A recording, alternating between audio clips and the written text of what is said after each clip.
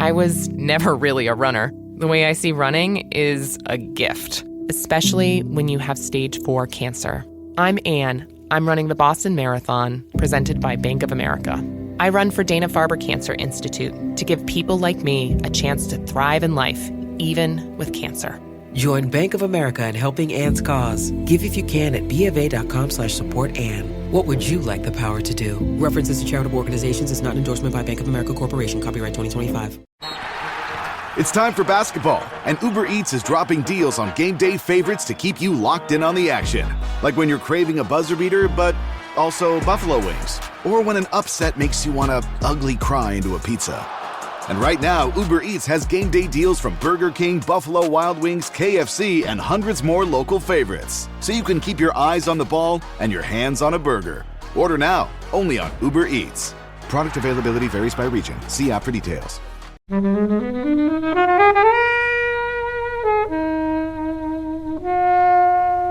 it's weird, it's not so goddamn terrible that people should go watch it. It's not so amazing that you should go watch it. Just kind of like, alright.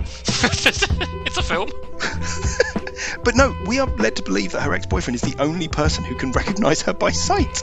I mean, I'm pretty sure that my neighbours who I only speak to on rare occasions when I have to would still be able to say, yeah, no, that's a different Mike Smith you've got there. This one doesn't look like a Bond villain. It didn't make me angry watching it. I thought it was quite funny, and now I can say I've seen it. It's not very good though. Hey everyone, and welcome to this episode of Flixwatcher podcast. Today I'm joined by Smith. Hello. Stu. Hello. And Helen. Oh, hi. And we're going to be talking about the net. Thank you as always to the mighty people for their mighty, mighty tunes they can hear right now. And thanks to Ben from Rockwood Audio for editing all our podcasts, including this one.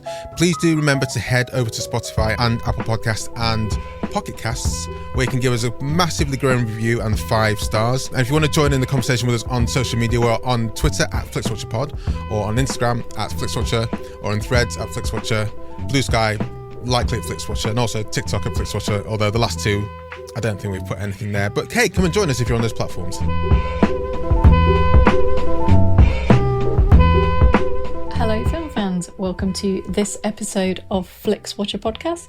Our guests today are Smith and Stu. Over to you, please, Stu, to say hello to our listeners and tell them a little bit more about who you are and what you do, please. Yeah, great. Hi everyone. Very pleased to be here. I'm Stu Shepherd. I'm the co-host of the It Doesn't Hold Up podcast. We review and reevaluate all things remember fondly from our childhood and years prior to see if they still hold up, and more often than not, they don't. And yeah, been doing this podcast for about a year and a half, and very happy and honoured to be here with obviously my co-host Michael Smith. So, you just gave his first name away. Hold on, I'm not sure that's right. Sorry. That's a closely kept industry secret. So it doesn't hold up, because I have the theory of there's a few films in my life which I will not watch again because I know in my heart they're dog shit. Yep. One of them being like The Golden Child, Eddie Murphy's Golden Child. Oh, yeah. Oh. So how did you come up with the concept of your show, and are there any of those, do you have films like that which you hold dear to your heart as a child, but when you think about it as an adult, you think that's just nonsense? Yeah, we wanted to do a podcast for a long time, and we just couldn't think of a niche, and we didn't want to do stuff like, just generic film review. We're like, let's just do something with a bit of a twist on it. It's like, you know what? Smith and I have always been massive film fans. Why don't we just go back and revisit stuff that we watched, whether it's garbage or not, as we were kids, and see if it's any good? And yeah, I mean, one of them was Ace Ventura. Both loved that as kids. We watched it. It was like, oh no. Oh no! Yeah. Oh no! So to answer your question, we did until we watched them. Yeah. Yes. I mean, some of them do. If you are a big fan of The Golden Child, I would say, having seen it within the last few years, leave it well alone. Yeah. There's one thing that my brother and I used to just love watching The Golden Child, and I think that was the only thing that was funny. But I don't know how long the film is. I'm sure it's at least 90 minutes. But to watch this whole film for one funny bit doesn't make any sense. Yeah, it's true. So you'd say Golden Child's dog shit. What kind of nuggets have you pulled out of the mix, Smith? Which things hold up, which things don't hold up? Quite a few things that you think would hold up don't. Jim Carrey in particular, as he said, with Ace Ventura, has aged very badly. Mm-hmm. The Mask is also exceptionally off, just in its tone and the way that it deals with people. We had The Mask on here quite recently, and I think we kind of viewed it favourably, didn't we, Helen? You guys did, I didn't, but well, that's just me, isn't it? I found it sexually aggressive to the point of being uncomfortable. What else didn't hold up? I mean, Hollow Man, if you've ever seen Hollow Man. God. Oh, I don't think that was great. Lord. Really. I mean, Hollow Man was it's- always like, that was the point of it though, wasn't it? What, to be terrible? No. No, we had a thoroughly terrible time watching it. Super Mario Brothers, that was god-awful. Yeah, but you must have known that was bad. Yeah. That one's a bit of a gimme. So, yeah, Super Mario Brothers was one of the films as a kid when I was watching it just thinking, I don't understand how they've made this film. This relates nothing to Super Mario Brothers as I know and understand the game. The story behind the film is so much more interesting than the film itself. Just the kind of the production battles and the way that they went about producing it is such a strange story of weird compromise and dodgy deals. It's really interesting to watch. There's a documentary about it, which I haven't seen yet, but I'm trying to track down a copy of, which is probably worth a view. Yeah, definitely. Well, Smith, so I've introduced yourself. We've declared your first name. Yes, well, that's Sorry. it. Do you want to give us your Needed. national insurance number as well while you're at it? Yeah. Yeah, Jay? No. I'm not making that mistake again. So yeah, Mike Smith, as has been given away. I am the co-host of the It Doesn't Hold Up podcast. I'm also a writer and amateur dramatic actor with my spare time. Oh, lovely. Yeah, so I've got many, many strings to my bow. Whenever I hear Amdram now, since Hot Fuzz, That actually is weirdly accurate. It does happen quite a lot, and Yeah. I will murder anyone who tries to get a part that I'm going for. Well, we're here talking about The Net, which is your choice, Smith. First of all, can you tell us why you chose it? So our podcast deals primarily with films that we've seen as younger people and reviewing whether or not they still hold up. I decided for this to pick something that I'd never seen, one of those weird gaps in my film knowledge. I'm frequently trying to watch films I've never seen before. It's my ongoing mission in life to see as many films as I possibly can, and this is one of those weird blind spots, especially for a 90s thriller in 1995, which was a hell of a year for cinema. And I thought, you know what? Let's try it and see if it holds up to the high standard set by things like Seven. It came out the same year as Seven. Holy shit. Yeah, 95. 95 is a hell of a year. I made a note of some of the other films that came out. Please. You've got Die Hard with a Vengeance. Yep, terrible film. No. Ooh. I'm joking. I'm joking. I'm just talking about in comparison to, like, we'll talk about The Net, I'm sure. When you compare against these kind of films, you kind of think, really? Yeah. Setting it up nicely, though, isn't it? Yeah. GoldenEye, Braveheart, 12 Monkeys, Waterworld, and I will fight anyone who says that is a bad film. What are we doing here, guys? What's going on here? There's also some other ones, some less good films. Batman Forever was out that year, First Night. Also, quite pressing to this, Hackers and Johnny Mnemonic. Both came out in the same year. Big year for the internet. Hollywood was trying to get its hands around the internet. Does it understand it? 93, No. 94 was when a lot of people first got the internet, wasn't it? So they're like, let's make films about this new thing, guys. Let's dare to dream. Every single keystroke and every single time the screen changes, there will be noises. Let's watch that email being sent. Oh, And it's crash going, it's zooms. going, it's sent. So, okay, you have 60 seconds in which to give us a synopsis. And that timer starts, or let's not put on an hour, it starts now. Sandra Bullock plays Angela Bennett, a systems analyst working on debugging and decrypting programs around the web. She comes across a site called Mozart's Ghost, which gives her access to a security system and information that she should not have access to. She then encounters a mysterious man called Jack Devlin, who's handsome and British. And from there, her life takes a downward tumble as her identity is stripped away from her. Can she get it back? Who knows? But we'll certainly find out over the course of 94 gripping minutes. No, it's not 94 minutes. It's much longer than that. Much, much longer than that. Very nice. I've got lots of comments and thoughts. I'm going to throw it to Helen. She seems to be laughing more than anyone else at the moment. I had not seen The Net. Let's just, sorry, before we go any further, had anyone seen The Net before Yes. you'd I seen had it before? seen it loads and loads Loads? and Oh, loads of okay. times. It was one of those movies that was always on the Sky Movie channels, and when I was bumming around supposed to be doing like my uni work or something like that, or school holidays, I'd always watch it, but I've not watched it for about 20 years, but I remembered it beat for beat for beat when I rewatched it. So yes, I've seen it many times. Okay, Helen, go on. Big fan of Sandra Bullock. This would have been my era of being a big fan of hers. I think we've only had her in Demolition Man so far. Oh, what a film. Yeah, we haven't had much of her. But yeah, you know, kind of Speed, Demolition Man, Sandra Bullock, love her. I mean, I kind of knew what I was getting into before watching it, but it just... When did Enemy of the State come out? Sorry, that just came into my That's a bit later. 98. 98. And it essentially does this film 20 times better. Yeah. But it still falls into that hole of things Hollywood thinks the internet can do, Yeah. which Yeah, exactly. is none of Enhance. these things. I would say, though, to your point, Helen, on Sandra Bullock, is that any charm that this film has and any plus points is entirely on her shoulders. Yeah. I mean, the first thing is you've got to believe she would be assistant analyst. I've met some pretty attractive hackers in my time. This also Elizabeth Salander. is a film that is about computers but still manages to get her in a bikini. So you're not going to miss out on that. In Mexico. I mean, just, Pete's Annette, I just loved the graphics and the novelty of being able to book your travel online as if it was some alien concept. And yeah. 45 minutes to get her pizza, wasn't it? I enjoyed Pizza Net a great deal because not in 1995 you don't. Yeah. And yeah, it's just like the casualness of, I don't know what his name was, he wasn't in it for longer, who was just going to fly over in his plane. Dale. Yeah, Dale. Didn't make it, sadly. The internet crashed his plane. Yeah. Literally. I mean, so Dale, it's one of those, I wrote it down. It's like, why do so many people in 90s cinema have access to a Cessna? Because it's a recurring plot point in 90s cinema. I'm just going to pop on my little plane. It's like, did we just all Big have year one? for Cessna airplanes. Yeah. Yeah, and there's just so much of pressing different keys and talking about keyboard symbols and things in a way that you'd show it to, I don't know, a 15-year-old and they'd just be like, what happened in the 90s? What were you on? Were you guys online in the 90s? Did you have access to a... Yeah. A Not little much of the bit. internet. It was very slow and failed to do any of the things it was promised to me. Probably went on Ask Jeeves or something like that, probably. I would think, yes, I did, but probably not in 1995. Probably not this early. And when it did, it was just used to very, very slowly download songs. songs? There's a new Green Day single out in 3 days. I'll be able to listen to it.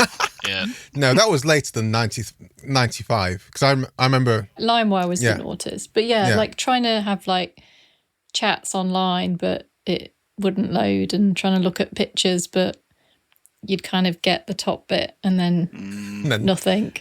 Yeah.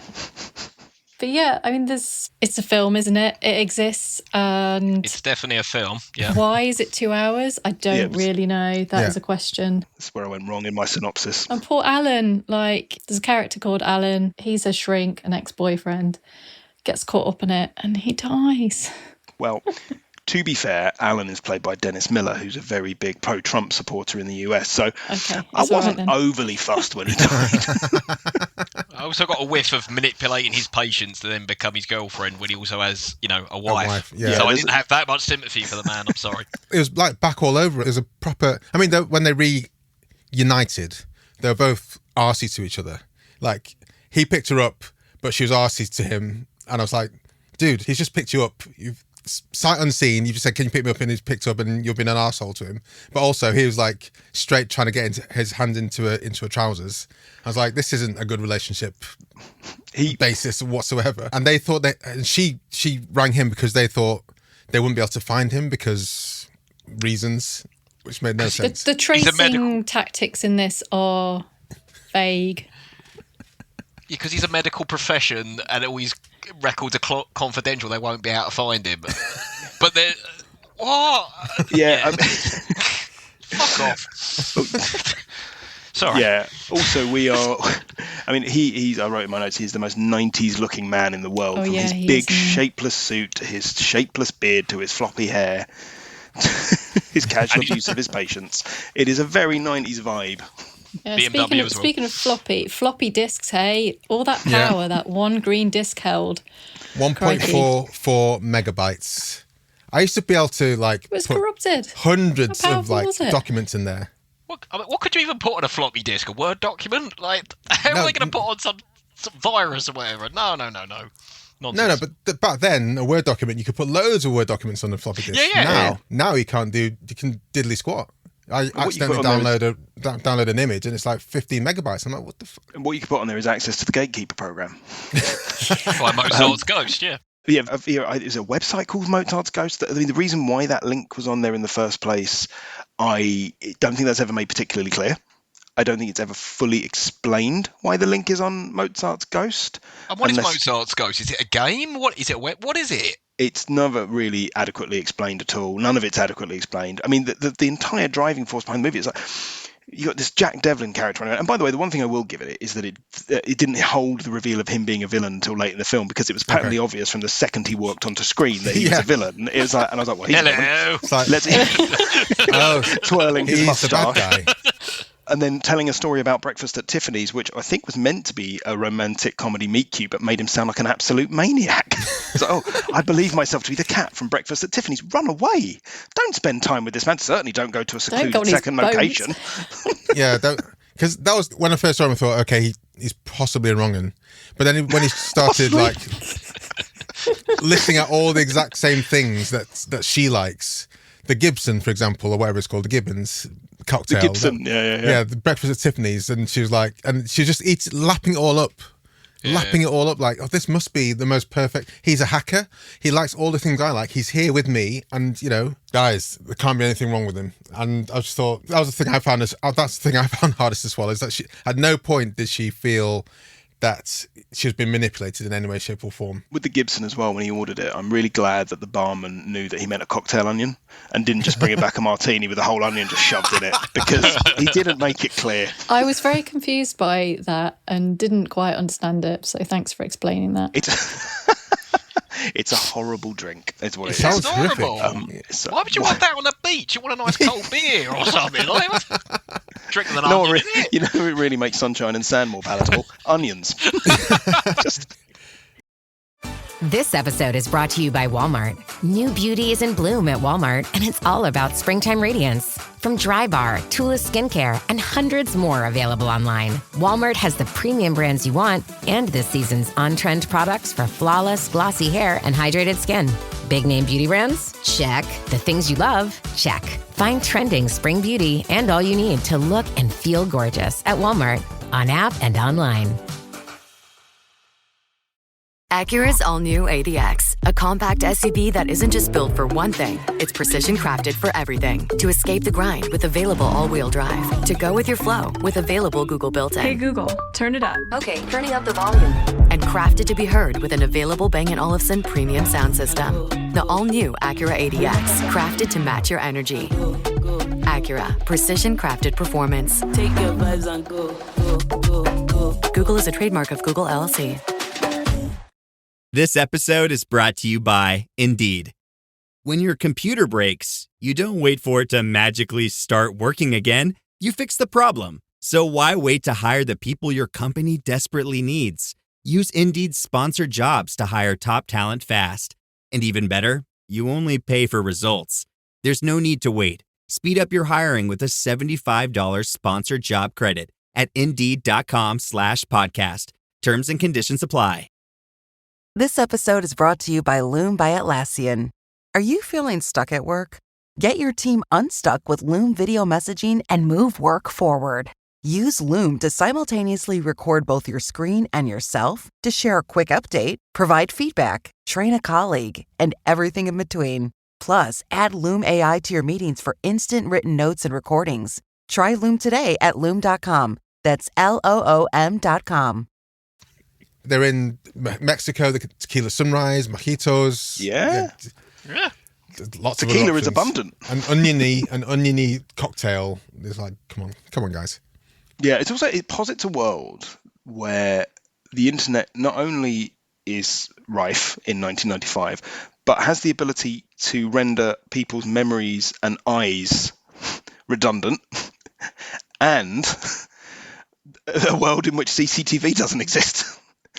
Because we're led to believe that Dennis Miller is the only person that has seen her with his own eyes in years. Like, okay, her mum's conveniently got Alzheimer's and they tie themselves in a loop to give her rays of not being recognised. Like, but then all the people that must know her when she goes to visit her mum. Yeah, the people who work at the care home, who generally have quite good duty of care to the families. This film is just a lesson about being chronically online, saying this will happen to you if you spend too much time online.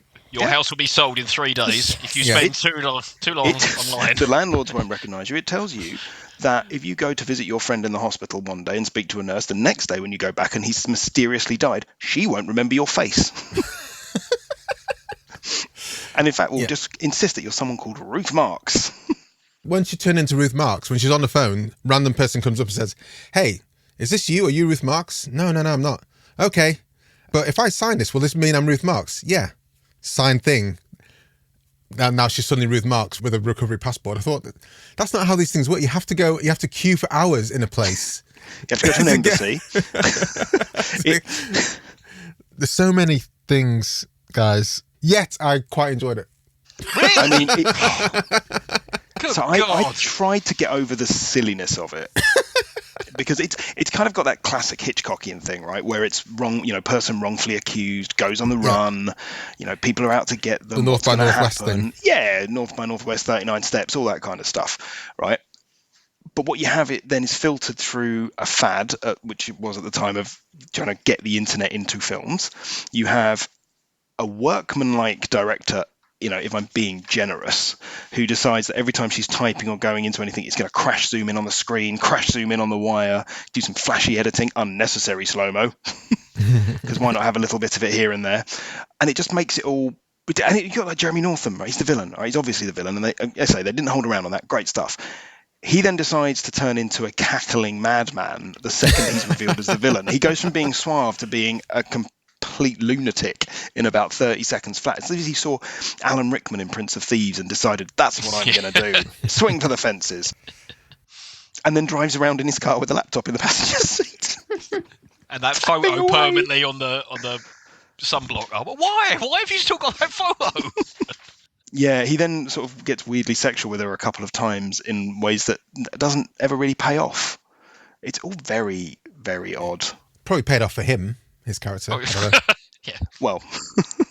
So, okay, Stu, you've seen this multiple times. You're the only person in this recording that has done. How does it compare to when you used to watch it a lot? And why did you used to watch it a lot? Were you dumber then? Yeah, I think back in the day there was only like 2 movie channels. There was like Sky Movies and a movie channel, and it was just always on. I don't know why. It was just like one of these movies that was always on repeat at like 2 in the afternoon or something. I was like, yeah, go on then, I'll watch it again. And it's one of those things like I didn't love it, but I just like, I'll just watch it again. But when I watched this last night, I was like, this is a crock of shit. I hated it. Sorry, are you saying that you rewatched it because it was on telly, not because you had a VHS of it? Because I watched The Devil's Advocate a bunch, but I had it on video. No, I just watched it every time it was on Sky. Just kept watching it. Accidentally watched it. You're like, your parents are like, you must justify the Sky. I'm watching the net again. Yeah. For the umpteenth time. One of the odd things, and I made a note of this just because it was something when I was doing my research around the film. The director's someone called Irwin Winkler. Now, Irwin Winkler produced a film called They Shoot Horses, Don't They, from the 1960s, which is absolutely fantastic. He produced Rocky, he produced Raging Bull, he produced Goodfellas, and he produced The Right Stuff. All right? He directed The Net and Nothing of Any Consequence. Yeah, I spotted that when Irwin Winkler show. I was like, the Rocky guy? Like that? Why is he directing this garbage? So, yeah, maybe after this he never got work again. I would like to mention the boat crash that took her out for 3 days. Yeah. She'd be dead. Which was going, I don't know how fast, but not very fast. But did it also have an explosion? I can't remember. No, it didn't. No, the plane... The plane had the explosion, but the boat... But also, why didn't the Jack character rescue her from the water, get that disc off her and whatever else? Why was he like, okay, I'm done with that. For plot reasons, I'm just going to let her get rescued and then I'm going to come after asking for that disc. This film chooses when it wants to be clever and when it wants to be really fucking stupid. And that's one instance. I mean, there's a few other kind of bits and bobs that... What about the FBI agent that saved her and then asked her load of... How did he know who that guy was? Oh, this is Ben Phillips. That's not Ben Phillips. Like that. How did the Jack character know who Ben Phillips was? Sorry, I got really angry at that bit. This is a second one thing where they basically they'd already done it with Jeremy Northam and then they're going to play the same trick a second time. And the second he's caught by a president, I was like, villain. Come on, film, catch up. Here we go.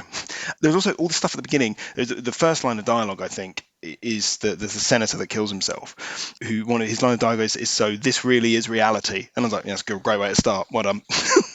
Good work, screenwriters.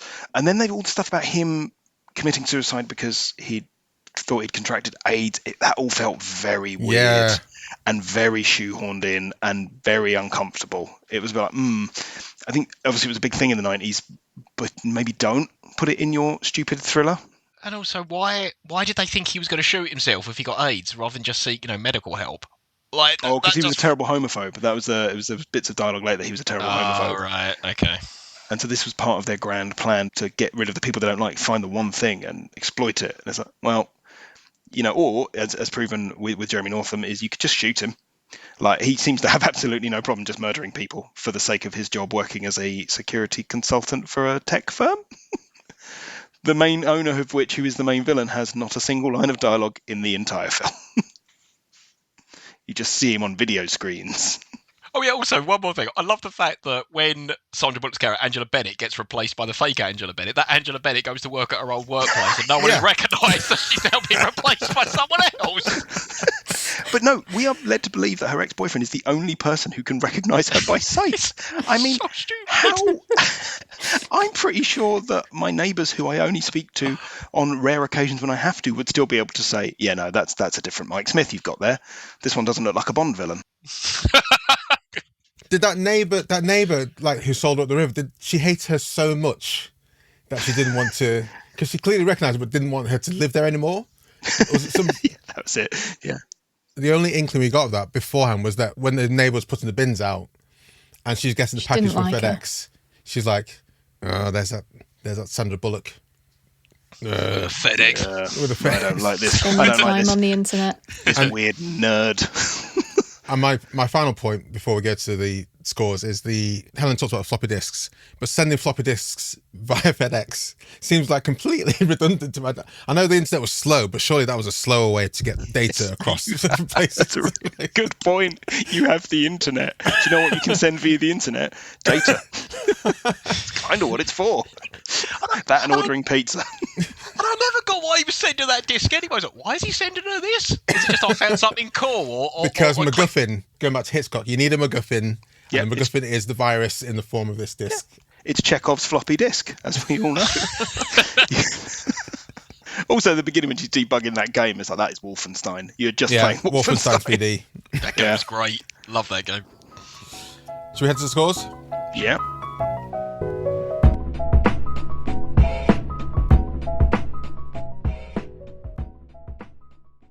I'm Sam Clements, host of the 90 Minutes or Less Film Festival, another podcast in the Stripped Media family, a podcast that celebrates movies under 90 minutes long. Each episode, I'm joined by a special guest who selects a movie to join our prestigious lineup. Past guests have included fellow Stripped Media family members Martin and Sam from Song by Song, and Kobe from Flixwatcher, and Dave from The Wire Stripped. Search for us now on the app you're currently listening to this podcast, or join us at 90minfilmfest.com. Welcome to the Flixwatcher scores. They are always out of 5. You can have decimal places if you wish, and we'll start with you, please, Smith, because you picked it with your recommendability. Recommendability? Oof. I mean, I didn't like it. It was very boring and too long and very silly. But it's not quite a 1, because for me a 1 is you turn it off before the end, or you start fast forwarding bits to get to the end. So it's got Sandra Bullock at the height of her Demolition Man speed powers. So I think it's probably a 2. A 2. I think. Sure. You can go to decimal place. You can have 1.5 if you want, if you feel. But no. I always round up. Always round up. Decimal points for cowards. Well, it's going to be a lot of cowardice on my side. Stu. I'm with Smith on this. I tend to review things from 1 to 5, and it's not so appalling that I want to switch this off immediately or throw the DVD at the wall or anything like that, but it's not good. So, I mean, there are probably some people who would like this sort of trash, but not me. But yeah, so 2 out of 5. Helen. If this was 90 minutes, it could be a 3-star film, I think. The fact that it's 2 hours is just a bit too much. Yeah, sorry, I can't remember what you said about people who use decimal places. I'm going to go down the middle. I'm going to go 2.5. I kind of feel that if you haven't seen it, and we've really made you want to see it, then the choice is in your hands. It is pretty bizarre, and it didn't make me angry watching it. I thought it was quite funny, and now I can say I've seen it. It's not very good though, so 2.5. I'm going 2.98. 2.98. You're joking, really? Because look, I knew as soon as it came on, I thought, I know what's going to happen in this film. And it did. And I was just kept on thinking, how is this happening? And what's going to happen next? There was nonsense. Like this penicillin, like, it's poisoning. With a laser pen that changed the prescription. Also, I think with that, it's really weird product placement for Minute Maid, because when he gets his poisoned pills, he's got a little can of Minute Maid with the label turned artfully towards the camera. Then later on, you see him taking the pills and drinking from that can. I'm like, is that really the product placement you want? Accessory to murder? Wild times. Smith, repeat viewing score. Yeah, 1, because I'm never going to watch it again. I will never feel the need to watch it again. Stu. I mean, if it's on Sky, I'll probably watch it. Is Sky still a thing? I'm going to say 3. I probably will watch it again. Helen. A 1. I mean, I'm not, but it needs to pick up some points somewhere. Yeah, I'm not going to watch it again. So I'm going to go for 0.5. Small screen score. I suspect it might get some points here. Smith. So look, I mean, I think most films should be seen on the big screen if you can. However, something like this that's as flatly shot as possible, I mean 4, because it in no way I think would be aided by being on a bigger screen. Yeah. Stu. 3. Yeah, I'd agree with that. It doesn't make a difference if it's on the big screen or a small screen. It's still shit. Helen. I kind of would have liked to have maybe watched it in the cinema in 1995 just to see the reactions of people and whether they were shocked at any moment or whether confusion or laughter, because I certainly laughed a lot. Whether or not that was the vibe in 1995, I'm not sure. It's a 5. Like, I'm not going to go out my way to see if the Prince Charles Cinema might include it in their classic films of 1995. Oh, no, if they do. What was your score? You going down there? Years ago watching. And you happen to be walking past. Well. I'm going to, because you mentioned Prince Charles, and my mind went to what kind of, it wouldn't be the kind of nameplate film in a marathon, but I'd happily be there again. And if I fell in and out of sleep whilst it's on, you know, it wouldn't be a problem. So I'm thinking like a 90s hackathon. So the hackers would be on there. Like I said, Johnny Mnemonic, Enemy of the State would definitely be on there. So I think it'd be that kind of film marathon that we like. Early 2000s, shoehorned swordfish in there. Yeah, I was thinking sort of. Even a Born Identity, but a Born Identity is really good. It doesn't have to be bad. Just yeah, they do. You've named almost exclusively all bad films. Yeah. That's the point. You go watch ironic shit films. It's fun. I think the first Mission Impossible could be included in as well, because there is that great email scene in there that I am particularly fond of. And there's more broadly just 90s films using 90s technology, which makes no sense then or now. Like in, not Armageddon, what was the companion one? Deep Impact. Deep Impact. There's a lot of that stuff going on. And Jurassic Park. Yes. When I watched Jurassic Park, even then I was like, that doesn't make any sense to any computer I've ever seen. Oh yeah, Unix. That's not Unix. And even if it was, it wouldn't be able to unlock a door. What are you saying now? That car had an interactive CD-ROM. I'll have you know. So yeah, I'm going to get 4.9 because there is a scenario where I'd like to see it in the cinema. Otherwise, I don't think there's any requirement to watch this in the cinema. As you put, was it Smith that said flatly shot? I think that's the perfect definition of it. There's no artistry here. There's no songs or like score that lifted it out.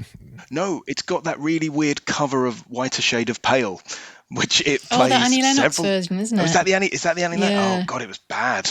I quite like Annie Lennox. Not anymore. That's it. She's out now. She'll be sad to hear that. She will. Engagement score. 2. I mean, I got all the way to the end.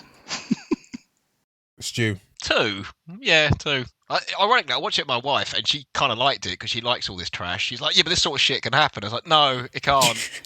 Especially in 1995, it couldn't. So no. Helen. Yeah, also a 2.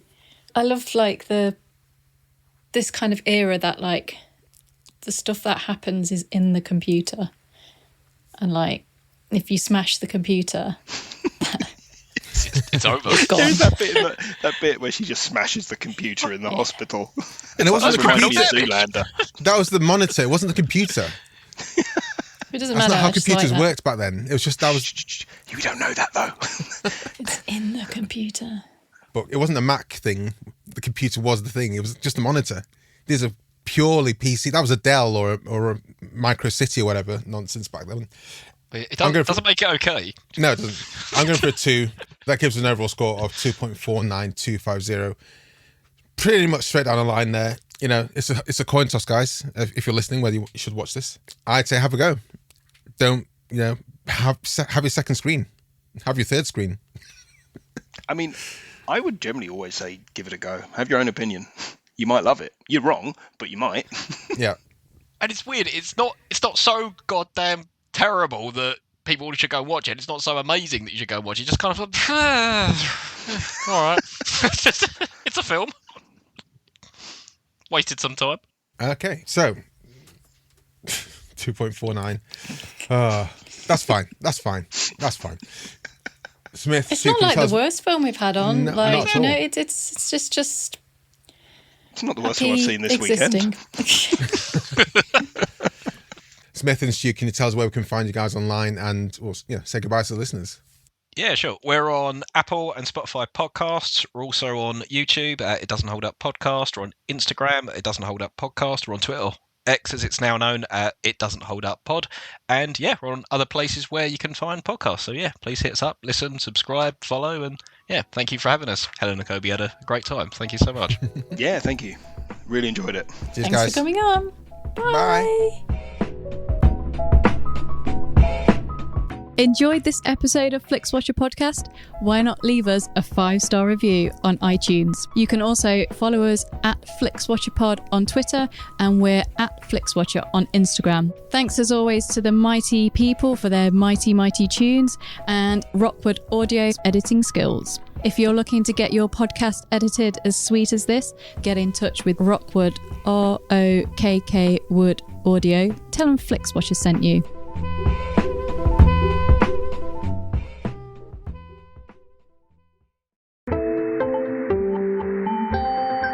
You just heard a Stripped Media production.